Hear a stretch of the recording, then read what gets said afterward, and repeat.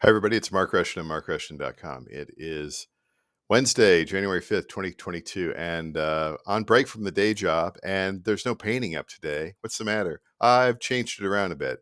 I think I'm going to do like the fine art, its own separate videos, the music, their own separate videos. Maybe they can cross. I don't know.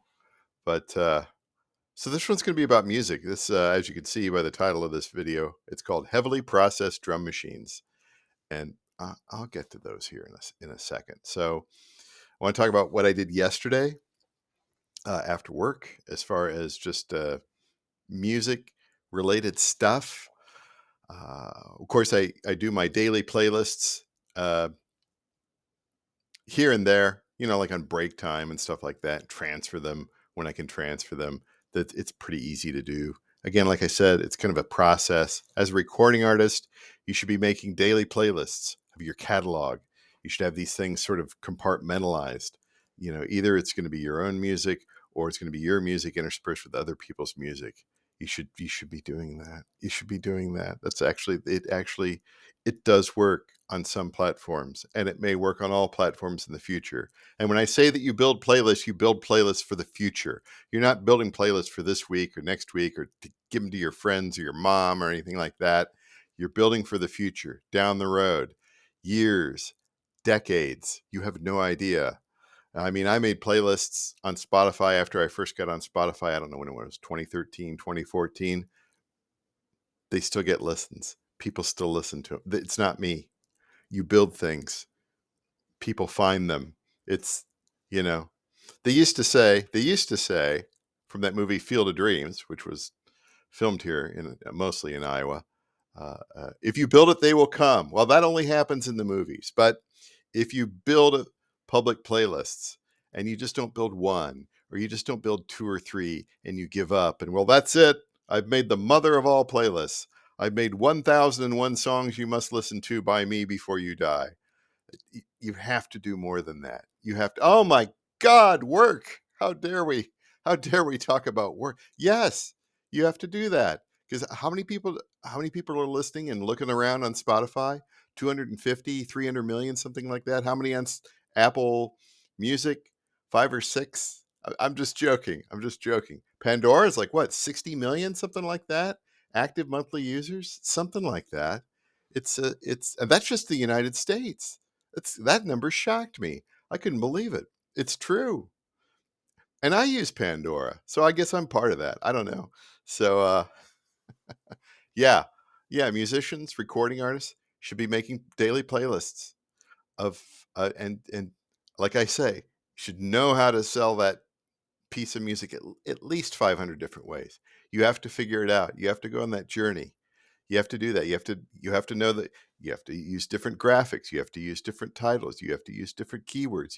You different descriptions, right?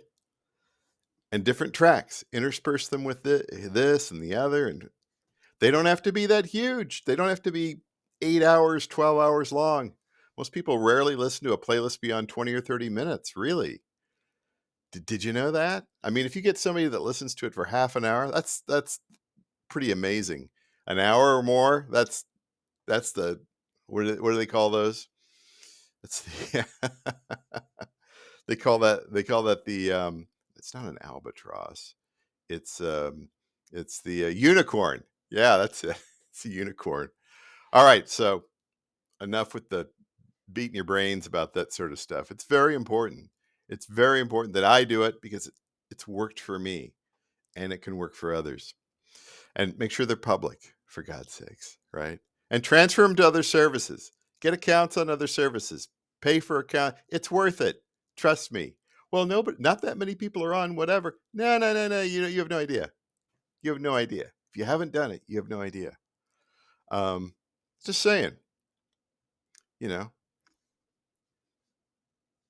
Anyway, what else did I do yesterday? Got an email from Song Trust, the person I've been working with there, regarding my catalog.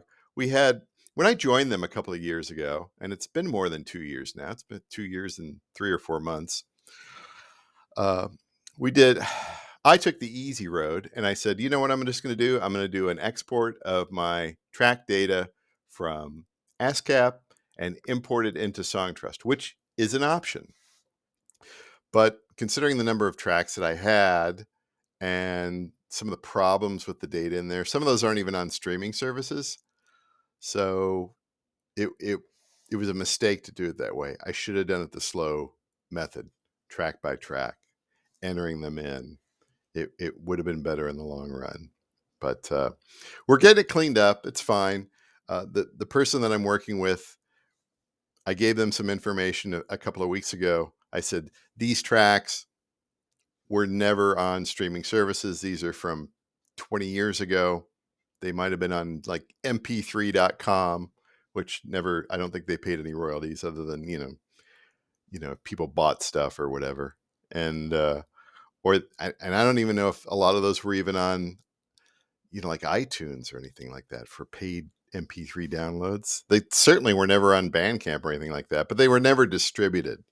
It's a lot of my early stuff, some of which I turned around and retitled or remixed or whatever over the years, and it's showing up as,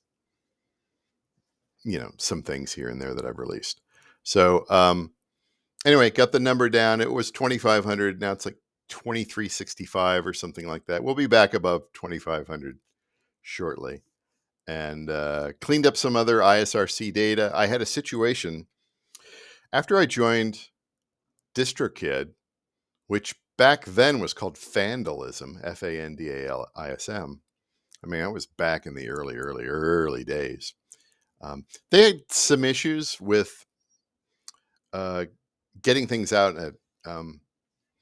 There were some distribution issues, and so they had to redistribute a couple of albums, and one of them got duplicate. Well, not really duplicate. It's got an extra set of ISRC codes, and that went out there, and that's what I put in ASCAP. It was the wrong ISRC code. So what I did was I went out to DistroKid, clicked on the C excruciating details, got my TSV, loaded it up into Excel, filtered it, found that release, that album, found which ISRCs had royalties against them. And of course, it was the different than what Songtrust had. Gave that information to Songtrust. That'll get updated. Some other little minor things too, as well. So I think we're mostly cleaned up with regard to that. And so I asked the agent who I was working with, their customer service agent, to send me a CSV after everything is cleaned up, and then that would be the basis for what I compare against Sound Exchange. Once Sound Exchange, they come back on January 10th, back in the office or however they're working. Once Sound Exchange gets everything cleaned up, I'm going to try and do a diff, do a comparison of the two files, and see where we are. I'm probably going to have to delete some things from Sound Exchange, which is fine. Those are things that are, again, not out on radio to any extent, not in Pandora, so they can be deleted. I'm trying to get those numbers to match, get all the titles. So there's no, you do it. I call it a diff, but it's a compare. You call it a compare also. And those are easy to do. You can do them online. You've got two Excel files with essentially the same title data or the same ISRC data. You go through that, and it can do that. I think there's also like an Excel add-on or something like that you can use. I'm pretty sure I use that with the day job there, right? So there's that. And then I'm going to have to go and compare all that with what I got in Airtable Pro, which everything should eventually match. The numbers matching. It's like a classic car. Every Songtrust needs to match. Airtable needs to match. Sound Exchange. Everybody needs to match. And then going forward, it's all good. Then all I have to do is fill in all the other boring data, like how long is the track and metadata and sounds like and all that crap. But that's what 2022 is for. What I do last night.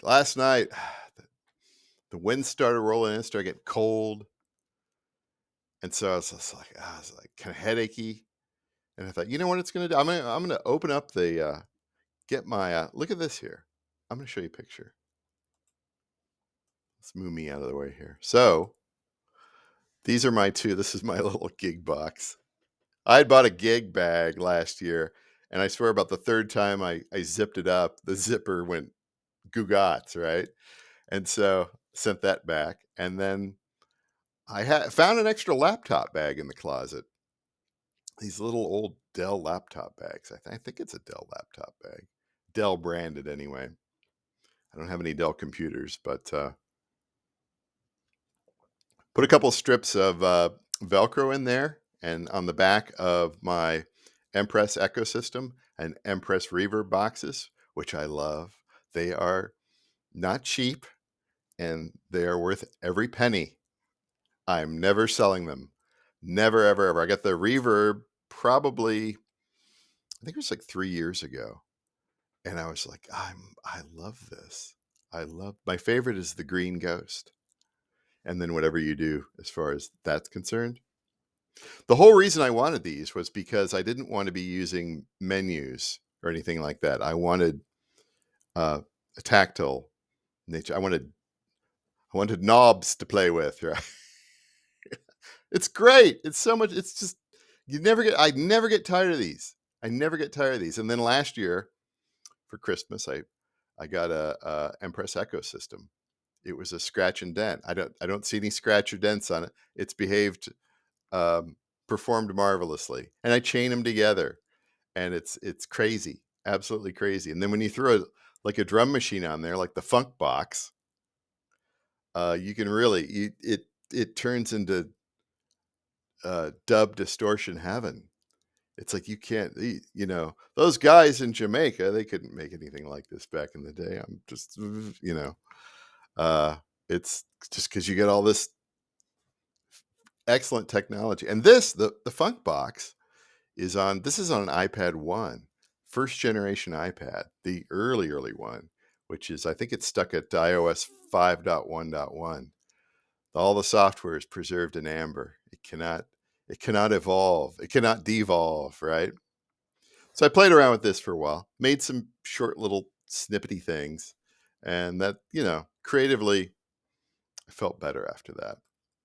So anyway, and then what else after that? And after that, I noticed that DistroKid in the bank, October Spotify has started rolling in. Part of it's rolled in, but part of it's not out there yet. And I think this happened last month as well, because like a few days after I had cashed out, a bunch more money rolled in. So it was just like, oh, that's how these things go. So that's what's going on there. And then tonight, might play around with the drum machines again. Who knows? I don't like to do too much of what, I like to have a session and then go on from there, edit it down the road and everything like that. So tonight I was kind of thinking, it's been a couple weeks since I've done anything in disco.ac, that sort of industry playlist builder for creative types and back end and all that sort of stuff. I need to dip my toe back into disco. So I think I'm going to kind of play around, make some 3, 4, 5 song playlists, and just get used to that interface again, because that's something that I'll probably be using down the road. Once a week, make something in disco, or twice a week, make something in disco. So anyway, got to get back to the day job here, but I'm staying. How do I say this here? I'm staying creative,